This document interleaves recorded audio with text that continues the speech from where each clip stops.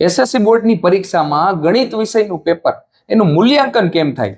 વિદ્યાર્થીઓ આવા 10-15 પેપર લખેલા હશે, પણ હજી એ મૂંઝવણ છે કે આન્સર જે લખેલા છે એનું ચેકિંગ કેમ થાય છે, પેપર ચેકિંગ કેમ થાય છે. તો એનું સોલ્યુશન જ્ઞાનોસ્ફિયર લાવ્યું છે. અમારી સાથે છે અમારા મેથ્સ ગુરુ પ્રતિકભાઈ દેસાઈ, જે છેલ્લા 5 વર્ષથી એસએસસી બોર્ડના પેપર ચેક કરવા જાય છે. એકદમ તજજ્ઞ શિક્ષક છે. પેપર જોઈને જ ખબર પડી જાય છે કેટલા માર્કનો કેન્ડિડેટ છે. આજે એ તમને માર્ક કેમ એસએસસી બોર્ડમાં મૂકે છે ને એ તમને બતાવવાના છે. તો એ પેપર તમે જોઈ લેશો, કેવી રીતે માર્ક મુકાય છે એ ખબર હશે ને તો લખવાનો પણ અંદાજ આવશે. તો ચાલો પ્રતિક સરની સાથે મેથ્સનું સોલ્યુશન જોઈએ અને પેપરમાં માર્ક્સ કેમ મુકાય છે તે જોઈએ. ધોરણ 10 એસએસસી નું બોર્ડનું પેપર 2026 નું કઈ રીતે ચેક થશે, અત્યાર સુધીમાં કઈ રીતે ચેક થતું આવ્યું છે, તો ચાલો આપણે સમજીએ. તો બોર્ડનું આ જે પેપર જે છે એક અમારા જ સ્ટુડન્ટ દ્વારા જેમ સરે કીધું એ પ્રમાણે આપણે લખાવવામાં આવ્યું છે અને એને કઈ કઈ ભૂલ કરી છે અને એમાંથી આપણે શું શીખવાનું છે, પ્લસ એનું પ્રેઝન્ટેશન કેવું છે, એ બધી વસ્તુની આજે આપણે ચર્ચા કરવાની. તો આ જે પેપર છે એ ચોથાણી વિરાજ નામના એક વિદ્યાર્થીનું છે. તો આની જ પીડીએફ કોપી આપણે આમાં લીધેલી છે. તો ચાલો સમજીએ. તો વિદ્યાર્થી મિત્રો જુઓ, સૌથી પહેલા ફ્રન્ટ પેજ તો આપણને બધાને ખબર છે કે કઈ રીતે લખવું, શું કરવું, બારકોડ, ખાકી, આ બધી વસ્તુની આપણે ચર્ચા ખબર છે. તો સૌથી પહેલા આપણે જઈએ છીએ તો કે વિભાગ એ.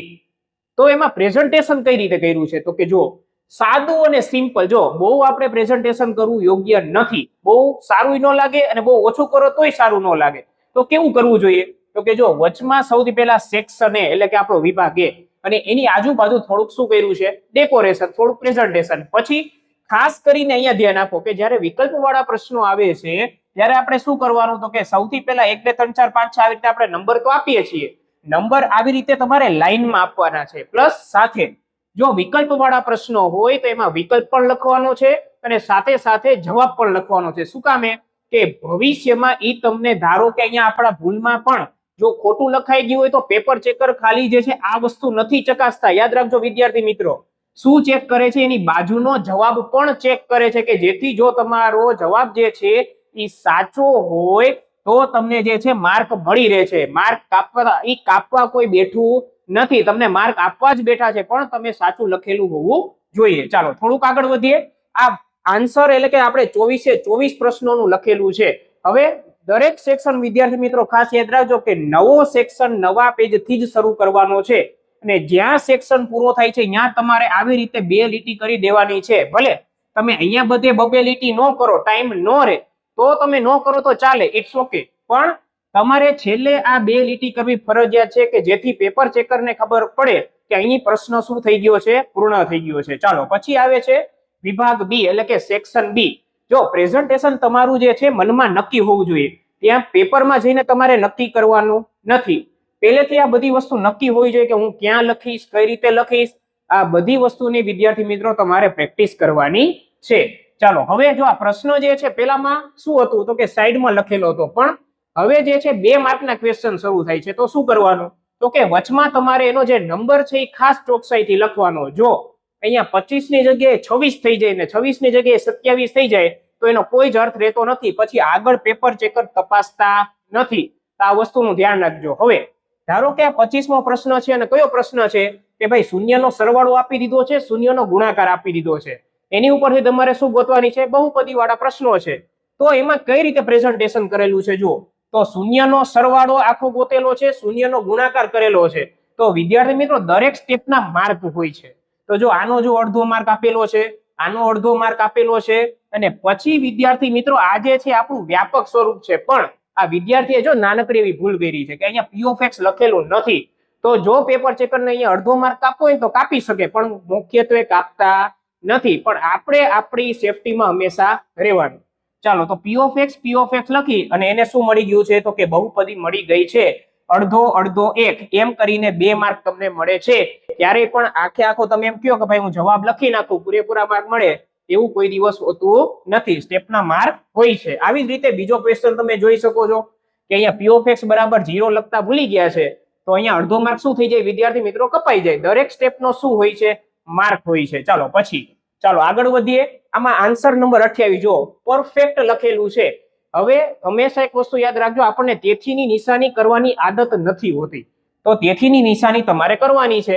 તો તેથીની નિશાની કરી, બાકી બધું કેવું છે? સાચું. જો અહીંયા સુધીનો 1 માર્ક કઈ રીતે? તો કે જે આપેલું છે એ લખો, પછી ADANN લખો અને સૂત્ર. તો આટલાનો થઈને કેટલા માર્ક હોય છે? 1 માર્ક.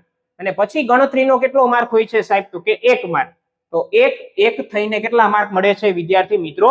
2 માર્ક મળે છે. તો આવું બધું આપણે નાનું મોટું શું કરવાનું છે? ધ્યાન રાખવાનું છે. બસ આટલી વસ્તુનું તમારે કેમાં ધ્યાન રાખવાનું? પ્રેક્ટિસ કરો ને ત્યારે. ત્યાં બોર્ડમાં આપણે વિચારવાનો ટાઈમ હશે નહીં. ચાલો હવે તો કે સાહેબ જો આ બધા એક્સ્ટ્રા, હવે સાહેબ આ શું છે એક્સ્ટ્રા? એક્સ્ટ્રા એટલે શું? હવે તમને ખબર છે કે આપણને જનરલ વિકલ્પ મળે છે વિભાગ બી માં. તો એ જનરલ વિકલ્પમાં તમે જો એક્સ્ટ્રા દાખલા લખો તો એમાં શું થાય? ઘણી વાર જો અહીંયા છે તો અહીંયા x3 y3 લખતા ભૂલી ગયા છે. તો હવે ધારો કે આ જે પ્રશ્ન છે એ ખોટો પડ્યો, તો એની સામે જો એક્સ્ટ્રાનો ક્વેશ્ચન લખેલો હોય તો એના માર્ક ગણાશે, આના માર્ક તમારા ગણાશે નહીં. જેમાં પણ વધારે માર્ક હશે, એટલે કે વિકલ્પ વાળા પ્રશ્નો પણ તમે લખેલા હશે તો એના પણ માર્ક મળશે તમને. સામે જો આ ખોટો પડે તો શું થાય છે? સામે આપણું કવર થઈ જાય છે. તો આ થઈ ગયો આપણો વિભાગ બી. હવે આપણે જઈએ છીએ વિભાગ સી તરફ. હવે જો વિભાગ સી માં ખાસ ધ્યાન રાખજો. વિભાગ સી માં સૌથી પહેલા અહીંયા સુધી તો લખી નાખ્યું સાહેબ. Okay done. હવે આન્સર નંબર 38 આપણે જેમ આપણે કરીએ છીએ વચ્ચે એ રીતે, પણ જો આ જો અહીંયા જુઓ, અહીંયા શું લખ્યું છે? x માટે. પણ આની વેલ્યુ ક્યાં મૂકવામાં આવે છે ઈ લખેલું નથી વિદ્યાર્થી મિત્રો. તો આનો અડધો માર્ક જો કાપવો હોય તો કાપી શકે, પણ મોસ્ટ ઓફ છે પેપર ચેકર ને ખબર જ હોય કે x ની કિંમત કાં તો 2 માં કાં તો કેમાં મૂકવાની હોય? 3 માં. કોમન છે, પણ આપણે લખવું ફરજિયાત છે એટલે મેં અહીંયા લખીને દીધું છે.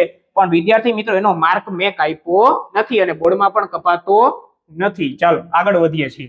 આ વધારાનું જે લખેલું છે રેડ પેન થી તમને દર્શાવવા માટે લખેલું છે, છોકરાઓની ભૂલ કાઢવા માટે લખેલું નથી.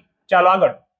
એવી જ રીતે આમાં જુઓ સાહેબ, અહીંયા સુધી તો કે 1 માર્ક, પછીનો સ્ટેપ અડધું, પછીનો સ્ટેપ અડધો માર્ક, અને અહીંયાથી લઈને અહીંયા સુધીનો જે કરો એનો કેટલો માર્ક છે? 1. હવે અહીંયા જો 40 પદનો સરવાળો કીધો તો આ ભૂલ નહીં કરવાની. n બરાબર 40 મારે લખાવા જોઈએ, નહીતર અડધો માર્ક કપાય જ જાય. પણ અહીંયા ખાસ જે છે બહુ ધ્યાન જાતું નથી પેપર ચેકરનું, પણ આપણે પરફેક્શન સાથે જ બોર્ડનું પેપર લખવાનું છે. ચાલો આગળ વધીએ. હવે જો આ પ્રમેય છે, પ્રમેય જો કેટલો સરસ લખેલો છે, જુઓ તમે ખાલી કે જો પક્ષ, સાધ્ય, સાબિતી. તો આવી રીતે લાઈનમાં હોવું જોઈએ. પહેલા પક્ષ, પછી સાધ્ય, પછી આકૃતિ. ઘણા લોકોને ટેવ હોય કે પહેલા આકૃતિ દોરે, પછી પક્ષ, સાધ્ય અને સાબિતી લખે. ઇટ્સ ઓકે, એ તમારી રીત છે, પણ તમે એવી રીતે લખો કે પેપર ચેકરને ખબર પડે કે પક્ષ અહીંયા, સાધ્ય અહીંયા અને સાબિતી અહીંયા. તો જો પક્ષ અને સાધ્ય લખો ને તો 1 માર્ક મળે. આકૃતિનો કેટલો માર્ક હોય છે વિદ્યાર્થી મિત્રો? અડધો માર્ક હોય. કેટલો હોય? અડધો. પછી તો કે સાહેબ આગળ જતા કેટલા માર્ક છે સાહેબ? 2 માર્ક. આમાં આના મોસ્ટ ઓફ જે તમે ગણવા જાવ તો 1.5 માર્ક હોય છે, એટલે 1.5 આનો, અડધો આનો, એટલે કેટલા થઈ ગયા વિદ્યાર્થી મિત્રો? 2 થઈ ગયા. તો 2 ને 1 કેટલા થઈ ગયા? 3. 3 માંથી 3 માર્ક આવેલા છે. ચાલો હવે આપણે જઈએ છીએ. જો આમાં ખાસ આ તમને ખબર હશે પ્રમેય 10.1, વર્તુળમાંથી નહીં, વર્તુળ પરના બિંદુમાંથી. આવી નાની નાની વસ્તુ વિદ્યાર્થી મિત્રો યાદ રાખવાનું છે. શું કામે? કારણ કે આ વસ્તુ છે ને બેટા ઇમ્પોર્ટન્ટ છે કે વર્તુળ પર કે વર્તુળમાં, આ વસ્તુમાં ફરક પડે છે. એટલે આવી વસ્તુનું ખાસ ધ્યાન તમારે રાખવાનું છે. બસ. તો આના કેટલા માર્ક મળ્યા છે? 2.5. આનો જે છે અડધો માર્ક આપણે કાપી લીધેલો છે. બાકી જુઓ પ્રેઝન્ટેશન વાઇઝ અને તમે પરફેક્ટ જુઓ, 1 ની નીચે 1 પોઈન્ટ આવી જ રીતે તમારે પ્રેઝન્ટેશન તમારે બોર્ડમાં કરવાનું છે. અને શક્ય હોય તો શું કરો કે સાહેબ આ ક્વેશ્ચન લખાઈ ગયો પછી મારે અહીંયા લીટી થઈ જવી જોઈએ, ખાસ કરીને વિભાગ બી, વિભાગ સી અને વિભાગ ડી માં. ચાલો આગળ વધીએ છીએ. હવે આપણે જઈએ છીએ વિભાગ ડી તરફ. હવે જો આ વિભાગ ડી માં પ્રમેય છે કયો? બધાને ખબર છે, થેલ્સનો પ્રમેય છે, સમપ્રમાણતાનો મૂળભૂત પ્રમેય છે. જો આમાં પણ સેમ, જો પેલા પક્ષ, સાધ્ય, આકૃતિ, સાબિતી. તો આ વસ્તુ તમને યાદ રહેવી જોઈએ, મગજમાં બેસાડી લેવાની કે પેલા પક્ષ લખવાનો, પછી સાધ્ય, પછી આકૃતિ અને પછી સાબિતી. આકૃતિ તમે પેલા દોરી નાખો તો ઇટ્સ નોટ અ ઇસ્યુ, તમે દોરી શકો છો. ચાલો આગળ વધીએ. હવે જો આ જે જવાબ આવે ને વિદ્યાર્થી મિત્રો, આ ખોટું નથી પડ્યું, પણ જે જવાબ આવે છે, જે પરિણામ આવે છે એને તમારે શું કરવાના છે? બોક્સ કરવાના છે. શું કરવાના છે? બોક્સ. જેથી પેપર ચેકરનું ધ્યાન જે છે એ સીધે સીધું તમારા જે જવાબ છે એની ઉપર પડે.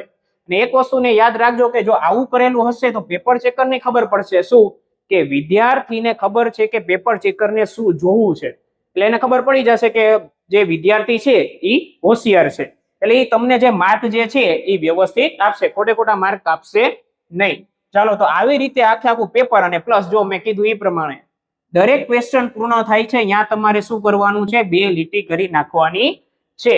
તો વિદ્યાર્થી મિત્રો, આ આખું પેપર તમે જોઈ લીધું. તો આવી જ રીતે તમારે પેપર લખવાનું છે. પ્લસ બીજી વસ્તુ, જો શક્ય હોય તો જ્યારે તમને 15 મિનિટ વાંચવાની આપે છે તો 10 મિનિટમાં પેપર વંચાઈ જાય છે, તો એ 5 મિનિટમાં તમારે શું કરવાનું છે યાદ રાખો. અહીંયા તમને હાસ્યો તો આપેલો હશે જ, પણ સાથે સાથે શું કરવાનું છે, હાસ્યની બાજુમાં એક લીટી કરવાની છે. શું કામે કે અહીંયા તેથી વાળા જે આપણે પોઈન્ટ્સ કરીએ ને એ બધા શું આવે, લાઈનમાં આવે, અને આપણા સ્ટેપ જે છે ને એ વ્યવસ્થિતપણે એક પછી એક દેખાય. તો વિદ્યાર્થી મિત્રો, આ થઈ ગયું આપણું બોર્ડનું પ્રેઝન્ટેશન. All the best. કહેવાય છે કે કુછી પલકી ખામોશી હે, बाद में अंधेरे को चीरते हुए रोशनी का एक नूर आएगा, बाद में अंधेरे को चीरते हुए रोशनी का एक नूर आएगा, तुम्हारा तो वक्त आया है, हमारा तो दौर आएगा. तो विद्यार्थी मित्रों, आवा જ ઉત્સાહ સાથે પેપર આપજો.